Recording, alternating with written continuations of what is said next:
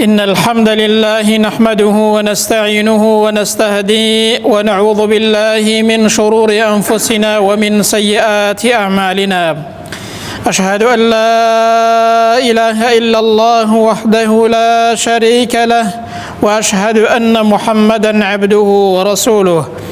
اللهم صل على محمد وعلى آل محمد كما صليت على إبراهيم وعلى آل إبراهيم في العالمين إنك حميد مجيد. أيها الناس، أوصيكم ونفسي أولا بتقوى الله وطاعته وكثرة مخافته ولزوم أوامره واجتناب عما نهى عنه الله. قال تعالى في كتابه العزيز: يا أيها الذين آمنوا اتقوا الله حق تقاته ولا تموتن إلا وأنتم مسلمون. أما بعد، فإن أصدق الحديث كتاب الله، وخير الهدي هدي محمد صلى الله عليه وسلم، وشر الأمور محدثاتها، وكل محدثة بدعة، وكل بدعة ضلالة، وكل ضلالة في النار. أما بعد، ئیمانداران، سەلام و ڕەحمەت و میهرەبانی خدای پەروەردگار بڕژێ بەسەر هەموو لایەکماندا. خوای پەروەردگار بە ڕەحم و بەزەی خۆی بمانگەڕێ لە بەندە ڕاستەقینەکانی خۆی، لەو بەندانەی کە سیفەت و ئاکاریان بەپێی شەریعەتی خوای پەروەردگارە. بێگومان ئینسانی موسڵمان، کەسایەتی ئینسانی موسڵمان، ئاکار و ڕەوشت و سیفاتی ئینسانی موسڵمان دەبێ بە شێوازێک بێ کە بەپێی شەریعەتی خوای پەروەردگار و ئایەت و فەرمایشتی پێغەمبەر بێ صلی الله علیه وسلم. بۆیە خوای پەروەردگار لە چەندین ئایەتە لە قورئاندا باسی سیفات و ئاکاری ئینسانی موسڵمانمان بۆ دەکات، بۆ ئەوەی ئێمە خۆمان بڕازێنینەوە بۆ سیفەت و ئاکارانە، بۆ ئەوەی تێبگەین ئەوەی کە خاوەنی ئەو سیفەت و ئاکارانە بێت ئەو کەسە ئیمانداری تەواو و موسڵمانی ڕاستەقینەیە. و پێغەمبەر صلی الله علیه وسلم لە زۆرێک لە فەرمایشتەکانی خۆیدا بۆی ڕوون کردوینەتەوە. بۆیە بە کورتی لە وتاری ئەمڕۆماندا دەڵێن کەسایەتی موسڵمان لەژێر ڕۆشنایی قورئان. بۆ ئەوەش دەچینە خزمەت یەکێک لە ئایەتەکانی قورئان لە سوورەتی التەوبەدا کە حەوت سیفەت و ئاکاری بەرزی ئینسانی موسڵمان باز دەکات. بۆیە ئێمەش باسییان دەکەین بۆ ئەوەی خۆمان بڕازێنینەوە بۆ سیفەت و ئاکارە بەرزانە. خوای پەروەردگار دەفەرمێت: ئەتائیبون، لە سیفەت و لە وەصفی ئاکار و سیفەتەکانی ئینسانی ئیمانداردا یەکەم سیفەتیان باز دەکات ئەو کەسانە زۆر دەگەڕێنەوە بۆ لای خوای پەروەردگار. ئەو کەسانە سیفەت و ئاکاریان وایە هەر کاتێک تووشی گوناه و تاوانێک بن دەگەڕێنەوە بۆ لای خوای پەروەردگار و تەوبە دەکەن.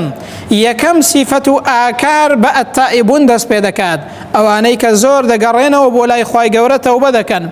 بۆچی؟ لەبەرەوەی ئەساس و بنچینەی کار و کردەوەی چاکە، ئەساسی نزیک بوونەوە لە خوا و گەیشتن بەخوا بریتیە لە گەڕانەوە بۆ لای خوا، بریتیە لە خۆپاکردنەوە لە گوناه و تاوان، تاوەکو ئینسان خۆی پاک نەکاتەوە لە گوناه و تاوان و دەست هەڵ نەگرێت لە تاوان، نەگەڕێتەوە بۆ لای خوا، دڵ و دەرونی خۆی پاک نەکاتەوە، ناتوانێت لە خوای پەروەردگار نزیک بێتەوە.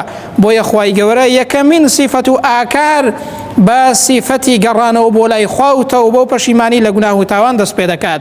خوای گەورە وەصفی پێغەمبەران دەکات بەوە کە زۆر دەگەڕێنەوە بۆ لای خوا. نعم العبد إنه أواب، باسی سولەیمان پێغەمبەرمان بۆ دەکات چاکترین بەندە بوو ئەو. إنه أواب سیغەی مبالغەیە، زۆر دەگەڕاوە بۆ لای خوای پەروەردگار. ئەنجا ئەگەر پێغەمبەران زۆر بگەڕێنەوە بۆ لای خوا، ئێمە زۆر ئەولاتر پێویستمان بەوەیە کە ئاگامان لە خۆمان بێت و زۆر بگەڕێنەوە بۆ لای خوای پەروەردگار و هەر کاتێک تووشی هەڵە و تاوانێک بووین زوو بگەڕێنەوە بۆ لای خوای گەورە. ئینسان لە چی بگەڕێتەوە و تەوبە بکات و بگەڕێتەوە بۆ لای خوای پەروەردگار؟ لە دووشت. یەکەمیان هەر کاتێک تووشی گوناه و تاوانێک بووی بگەڕێەوە بۆ لای خوای پەروەردگار و تەوبەی لێ بکە و دەستی لێ هەڵگرە، با نەبێتە ژەنگ و ژاری گوناه و تاوان لە دڵ و دەروونتدا، با خاڵی ڕەش لە دڵ و دەروونتدا زۆر کۆ نەبێتەوە. چونکە ئەو کاتە جاری وهەیە ئینسان ناتوانێت بگەڕێتەوە بۆ لای خوای گەورە و ئەوەندە تووشی تاوان دەبێت دڵی دەبێتە ژەنگ و ژاری تاوان و پڕ دەبێت لە ژەنگ و ژاری تاوان. خوا پەناماندات. دووەمیان لە هەر کەم تەرخەمی و خەمساردیەک سەبارەت بە دین و ئیمانەکەت کە هەت بووە بگەڕێەوە بۆ لای خۆی پەروەردگار، پەشیمان بە دەستی لێ هەڵگرە ئەگەر کەم تەرخەمیت هەبووە دەربارەی دین و ئیمانەکەت بگەڕێەوە بۆ لای خۆی پەروەردگار و لی پەشیمان بە. هەمومان خەمساردین دەربارەی دین و ئیمانمان، ئەوەی کە ئێستا دەیکەین ئەگەر تۆزێک زیاتر خۆمان دوکەین هەر یەکێک لە ئێمە دەتوانێت چەندین کار و کردەوەی چاکتر بکات، عەمەلی ساڵح باشتر بکات، دەتوانێت ئەجر و پاداشتی زیاتر بۆ خۆی کۆکاتەوە. هەمومان کەم تەرخەمیمان هەیە دەربارەی دینەکەمان، هەروەکو چۆن ئینسان دەربارەی دنیا خەمیەتی، ئەگەر کارێکی هەبێ خەمیەتی بۆ ئەوەی کارەکەی جێبەجێ بکات، ئەگەر کەسابەتێکی هەبێ خەمیەتی بۆ ئەوەی کە فراوانی بکات، بۆ ئەوەی کەسابەتیەکەی زیاتر بکات، قازانجی زیاتر بێت. دەی دەربارەی دینەکەشت خەمسارد مەبە، کەم تەرخەم مەبە. ئەگەر هەر کەم تەرخەمیەکت هەیە کە هەمووشمان هەمانە، بگەڕێەوە بۆ لای خۆی پەروەردگار و لی پەشیمان بە خۆت دابچەوە، خەمسارد مەبە. چونکە ئەوڕۆ کە زیندوی چاکت پێ دەکرێت، بەڵام بەیانی کە مردی هیچ شتێکت پێ ناکرێت، هەموو شتێکت لە دەست دەچێت، دەفتەرەکەت ئاوەها دەپێچرێتەوە، توانای هیچ چاکەیەکی دیکەت نابێت. ئالە و دوشتە وریابە، زوو بگەڕێەوە بۆ لای خۆی پەروەردگار. دووەم لە سیفەت و ئاکاری ئینسانی موسڵمان خۆی گەورە باسی دەکات العابدون، ئەو کەسانە کە بەندەی خۆی پەروەردگارن، ئەو کەسانەی کە بەندایەتی بۆ خوا دەکەن، ئەو کەسانە ئیمانداری تەواون کە موسڵمانەتی و دینداریەکەیان تەنها شیعار و قسەی زل نییە، بە زمان بڵێن ئیماندار و موسڵمانی چاکین، بەڵام کار و کردەوەیان نەبێ و عیبادەتیان نەبێت.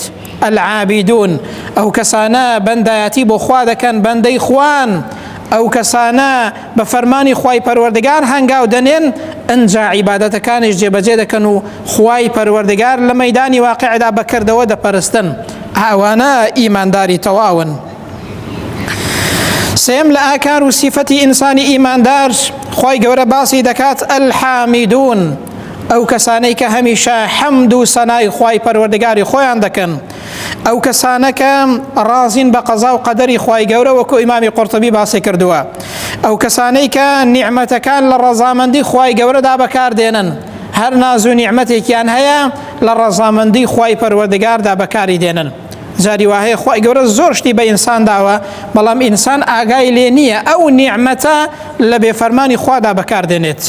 ئینسانی وهەیە دەنگی خۆشە، تەماشا دەکەی لە جیاتی ئەوەی کە قورئانی پێ بخوێنێت، زیکر و یادی خوای پێ بکە، قسەی چاکەی پێ بکە، بێفەرمانی خوای پێ دەکات.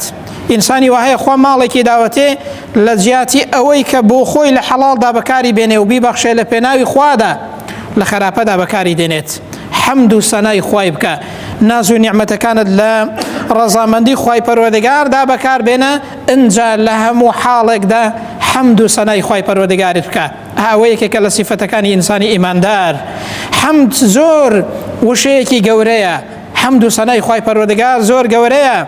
بۆیە پێغەمبەر دەفەرمێ صلی الله عليه وسلم والحمد لله تملأ الميزان، حەمد و سەنای خواکردن تەرازوو پڕ دەکات لە ڕۆژی قیامەتدا، واتە ئەجر و پاداشتەکەی هێندە گەورەیە، لە ڕۆژی قیامەتە تای تەرازووی چاکەکانت پڕ دەکات.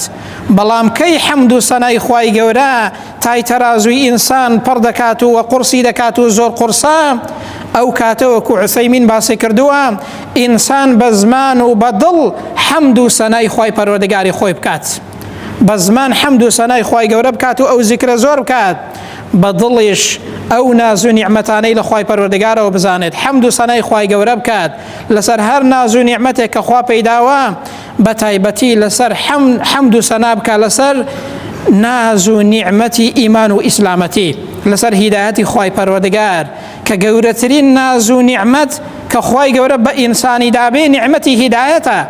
تا ئێستا بیرت کردوتەوە حەمد و سەنای خوای گەورە بکەی لەوەی کە ئینسانێکی لەسەر ڕێگای ڕاستی، لەوەی کە موسڵمانی، لەوەی کە خوا هیدایەتی داوی، لەوەی کە گومڕانیت دەستت لە چاکەدایە، دەستت لە خراپەدانیە، لەوەی خوای گەورە تۆی خۆسۆتە سەر ئەو ڕێگە ڕاستە بەرەو ڕەزامەندی خوای گەورە و بەهەشت دەبات. حەمد و سەنای خوای گەورە بکە، چونکە ئیمان و ئیسلامەتی و هیدایەتی خوا گەورەترین ناز و نیعمەتە بۆ ئینسان.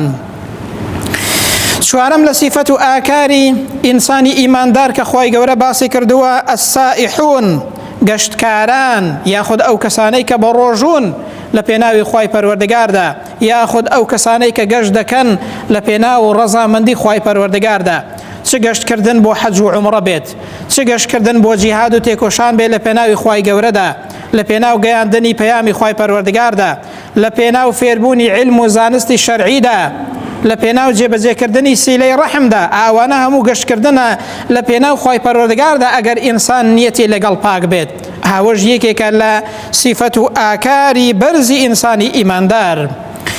پێنجەم لە سیفەتەکانی ئینسانی ئیماندار کە خوای گەورە لەو ئاەتەدا بۆمانی باس کردووە، الراکعون الساجدون، ئەو کەسانەی کە ڕکوع و سوزدە بۆ خوا دەبن، واتە نوێژ دەکەن، ئەو کەسانەی کە بەردەوامن لەسەر نوێژ، ئەو کەسانەی کە پارێزگاری لە نوێژەکانیان دەکەن، پارێزگاری لە کاتەکانی نوێژ دەکەن، لە کاتی خۆیدا نوێژ دەکەن، ئنجاوەکو خۆشی بەجوان و ڕێک و پێکی نوێژ دەکەن، ئاگایان لە نوێژەکانیانە، دڵیان لە نوێژەکەدایە، کاتێک کە نوێژ دەکەن دڵیان لە لای خوای پەروەردگارە، ئاگایان لە نوێژەکەیانە، نوێژەکەیان بە جوانی دەکەن. ئەو کەسانە ئیمانداری ڕاستەقینەن کە خاوەنی ئەو سیفەتانن. پارێزگاری لە نوێژ بکات، چونکە نوێژ نێوانی کوفر و ئیمانە، چونکە نوێژ یەکەمین سیفەت و ئاکارێک، یەکەمین شتێک کە لە ئینسان دەپرسرێتەوە لە ڕۆژی قیامەتە نوێژە. پارێزگاری لە نوێژەکانت بکە، چونکە پێغەمبەر دەفەرمێ صلی الله عليه وسلم من حافظ عليها كانت له نورا وبرهانا ونجاة يوم القيامة.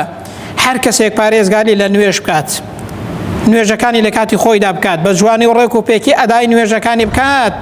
پێغەمبەر فەرموویەتی صلی الله عليه وسلم نوێژەکانی بۆی دەبنە نور و ڕووناکی لە ڕۆژی قیامەتدا، نوێژەکانی دەلیلی ئیمانن، نوێژەکانی بۆی دەبنە مایە ڕزگار بوون لە سزای خوای پەروەردگار و لە سزای دۆزەخ. پارێزگاری لە نوێژەکانت بکە، چونکە نوێژ گەورەترین عیبادەتە، لە ئاسمانە نوێژ واجب بووە لەسەرمان. لەو گەشتەی کە پێغەمبەر کردی صلی الله عليه وسلم لە سەفەری ئیسرا و میعراجدا، خوای پەروەردگار ئەو نوێژەی لەسەر ئومەتی محەممەد صلی الله عليه وسلم واجب کردووە. شەشەم لە سیفەت و ئاکارەکانی ئینسانی ئیماندار الآمرون بالمعروف والناهون عن المنکر، ئەو کەسانە سیفەت و ئاکاریان وایە کە ئەمر بە چاکە دەکەن، ڕێگەری لە خراپە دەکەن، لەگەڵ چاکە و چاکەکاریدان، ئەوەی کە پێیان بکرێ و دەسەڵاتیان هەبێ و توانایان هەبێت ڕێگەری دەکەن لە هەر خراپە و خراپەکاریەک کە لە ناو کۆمەلگادا بڵاو دەبێتەوە. واتە ئینسانی مسلمان و ئیماندار ئەو کەسەیە لەگەڵ چاکەدا بێت، دژی خراپە بێت، چاکەی پێخۆش بێت، ڕقی لە خراپە بێت. نابێ ئینسانی مسلمان لەگەڵ خراپەدا بێت، هۆکاری خراپە بێت، فاعیلی خراپە بێت، لەگەڵ خراپە بێت، کارێ بکا بەهۆی ئەوەوە، بەهۆی کار و کردەوەیەکی تۆوە با خراپە بڵاو نەبێتەوە. جاری وهەیە ئینسانی مسلمان تووشی گوناه و تاوان دەبێت، بەڵام ناگونجێ ئینسان ببێتە فاعیلی شەڕ و خراپە لە ناو کۆمەلگادا. خوا پەنامەندات. الآمرون بالمعروف والناهون عن المنكر، لەو ئاەتەدا لەو بەڕگەیەدا کە باز لە ئەمر بە چاکە و ڕێگەری لە خراپە دەکات، زانایان باسییان کردەوە واوی عەطفیان لە نێواندایە. الآمرون بالمعروف والناهون عن المنكر، لەبەرەوە ئەو دوانە پەیوەستن بە یەکەوە، ئەمرکردن بە چاکەوە هەروەها ڕێگەریکردن لە خراپە، بۆیە واوی عەطفیان لە نێواندا هەیە، واتە ئەو دوانە پەیوەستن بە یەکەوە. پێغەمبەر صلی الله عليه وسلم لە فەرمایشتێکدا کە پیاوێک هەڵدەستێ پرسیار لە پێغەمبەر دەکات صلی الله عليه وسلم، پێی دەڵێ ئەی پێغەمبەری خوای، ئەی الناس خەیر، کێ لە هەموو کەسێک باشترە، چاکترە، کێ ئیماندارێکی باشە؟ پێغەمبەر لە وەڵامدا صلی الله عليه وسلم دەفەرمێت ئەو کەسەی کە کتابی خوای گەورە دەزانێت، لە کتابی خوا لە قورئان حاڵی دەبێت، لەگەڵیشیدا تەقوادارە، نەک هەر تەنها قورئان خوێنە بە تەنها، قورئان خوێنە لەی حاڵی دەبێت، جێبەجێی دەکات، ئەنجا لەگەڵیشیدا تەقوادارە. و هەروەها ئەو کەسەی کە ئەمر بە چاکە دەکات و ڕێگری لە خراپە دەکات، ئەو کەسەی کە سیلەی ڕەحم جێبەجێ دەکات، ئەو کەسەی کە خاوەنی ئەو سێ سیفەتەیە، پێغەمبەر فەرمووی صلی الله عليه وسلم ئەو کەسە چاکترین کەس و چاکترین ئیماندارە. حوتەم لە سیفەت و ئاکارەکانی ئینسانی مسلمان کە لەو ئاەتەدا خوای پەروەردگار بۆمان باز دەکات، دەفەرمێ والحافظون لحدود الله، ئەو کەسانە سیفەت و ئاکاریان وایە پارێزگاری لە سنوورەکانی خوای پەروەردگار دەکەن، سنوورەکانی خوای پەروەردگار ناشکێنن، چ لە ڕووی حەڵاڵ و حرامەوە بێت، چ لە ڕووی هەر ئاکار و سیفەتێکی دیکەوە بێت، چ لە ڕووی کۆمەڵایەتیەوە بێت، لە هەر ڕوویەکەوە بێت، ئەو کەسانە پارێزگاری لە سنوورەکانی خوای گەورە دەکەن. ئینسان چۆن لە دنیادا دەبێت سنوور یەکتر بپارێزێت، زەوی یەکتر داگیر نەکات، مڵک و ماڵی یەکتر داگیر نەکات، دەی بە ئەولاتر دەبێت ئینسان سنوورەکانی خوای پەروەردگار بپارێزێت. ئەوەی کە حرامە ئینسان دەستی بۆ نەبات، ئەو سنوورە نەشکێنێت، ئەوەی کە واجبە ئینسان جێبەجێ بکات. بۆیە پێغەمبەر دەفەرمێ صلی الله عليه وسلم إن الله حد حدودا فلا تعتدوها. خوای پەروەردگار چەند سنوورێکی بۆ داناون خەڵکینە مسلمانان، ئەو سنوورانە مەشکێنن. ئینسانی مسلمان ئازاد نییە بە کەیفی خۆی بژیە لە دنیادا، چی بێوێ هەر ئاوا بکات، نەفسی چی بێوێ هەر ئاوا بکات و شوێن ئەوە بکەوێت. دەبێ ئینسان بەو شێوازە بێ کە خوای گەورە دەیەوێت، کە پێغەمبەر بۆمانی باس کردووە. یەکێک لەوانە ئەوەیەکە ئینسان پارێزگاری لە سنوورەکانی خوای گەورە بکات، واجبەکان جێبەجێ بکات، حرام و قەدەغەکراوەکان دەستیان بۆ نەبات. ئەنجا لە کۆتایی ئەو حەوت سیفەتانەدا خوای پەروەردگار دەفەرمێت وەبەشیر المؤمنین، مژدە بەدە بە ئیمانداران. ئەو دەستەواژەیە دوو شتمان پێ دەڵێت. یەکەم مژدە بەدە بەو کەسانەی کە خاوەنی ئەو سیفەتانن، ئەو حەوت سیفەتەی کە باسمان کرد، خوای گەورە دەفەرمێ مژدەیان پێ بدە. مژدەی چی؟ مژدەی بەهەشت، مژدەی ڕەزامەندی خوای پەروەردگار، مژدەی ڕزگاربوون و سەرفرازی بەو کەسانە بدە کە خاوەنی ئەو سیفەتانن. دووەمیان مژدەیان پێ بدە ئەو کەسانەی کە خاوەنی ئەو سیفەتانە بن، مانای وایە ئەو کەسانە ئیماندارن. ابن الكثير جوانی فەرمووە، دەفەرموێت بەڕاستی بەختەوەری دنیا و قیامەت، خۆشبەختی دنیا و قیامەت، سەعادەت و بەختەوەری لە دنیا و لە قیامەت بۆ ئەو کەسانەیە کە خاوەنی ئەو حەوت سیفەتانن کە خوای پەروەردگار لەو ئاەتە مبارەکەدا بۆمانی باس کردووە. ئێمەش دوعا دەکەین و دەپاڕینەوە یا ڕەبی خوای پەروەردگار بمان ڕازێنیەوە بۆ سیفەتە بەرزانە، بۆ ئاکارە جوانانە. یا ڕەبی خوای گەورە وامان لێ بکەی کە ڕازاوە بین بە سیفەتە بەرزەکان، بە ئاکارە جوانەکان. بەو شێوازەی کە تۆ باست کردووە خوای پەروەردگار، خوای میهرەبان، بەو شێوازەی کە پێغەمبەر باسی کردووە صلی الله عليه وسلم، مسلمانی ئاوەها بین. یا ڕەبی خوای پەروەردگار بە ئیمانەوە بمانژێنی، یا ڕەبی خوای بە ئیمانەوە بمانبرێنی، یا ڕەبی خوای پەروەردگار لەسەر کەلیمەی تەوحید بمانژێنی و لەسەر کەلیمەی تەوحید زیندومان کەیەوە. یا ڕەبی خوای پەروەردگار بمان کەیە نمونەی جوان، وامان لێ بکەی کە نمونەی جوانی بەرزی ئیمان و ئیسلامەتی بین لەناو کۆمەڵگادا، نەمان کەیە نمونەی خراپ لەناو کۆمەڵگادا. یا ڕەبی خوای ڕازاومان کەی بە سیفەتە جوان و ئاکارە بەرزەکان. یا ڕەبی خوای پەروەردگار بەختەوەری دنیا و قیامەتمان کەی، عاقبەت خێرمان کەی. یا ڕەبی خوای لەسەر ئەو دینە پیرۆزەی خۆت دامەزراومان کەی هەتاوەکو دەگەینەوە خزمەتی تۆ. یا ڕەبی خوای لە ناخۆشی و ناڕەحەتیەکانی دەشتی مەحشەر و دۆزەخ پارێزراومان کەی. یا ڕەبی خوای هەمومان بەیەکەوە لە بەهەشتی پڕناز و نیعمەتی خۆتدا لە خزمەتی پێغەمبەر صلی الله عليه وسلم کۆ بکەیەوە. آمين. أقول قولي هذا وأستغفر الله لي ولكم، وبعد أعوذ بالله من الشيطان الرجيم. ربنا آتنا في الدنيا حسنة وفي الآخرة حسنة وقنا عذاب النار. اللهم آمين.